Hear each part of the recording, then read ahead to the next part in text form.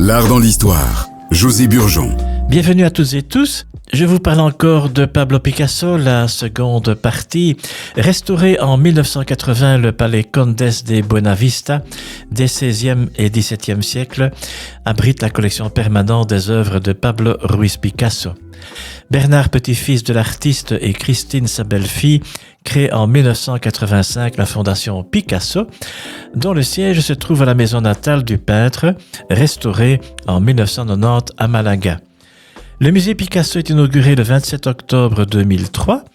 On peut suivre le parcours et l'évolution artistique du grand peintre, de la période classique du figuratif au surréalisme, en passant par le cubisme. Après avoir admiré la statue de Picasso sur la place à Merced, je vous conseille de vous rendre au numéro 15, c'est la maison natale de Picasso, un musée très intéressant qui retrace la vie de l'artiste.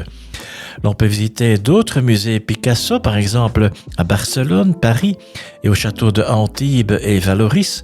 Pour la petite histoire, j'ai logé en chambre d'hôte à l'atelier du Fournasse de Vallauris. Eh bien, c'était son ancienne propriété où il a utilisé la céramique avec des formes, des textures et des motifs, incorporant souvent des éléments de la mythologie, de la nature et des visages stylisés. Picasso est décédé en 1973 à Mougins, dans le sud de la France, donc Côte d'Azur, laissant derrière lui un héritage artistique immense et inégalé. Merci, à bientôt. L'art dans l'histoire, José Burgeon.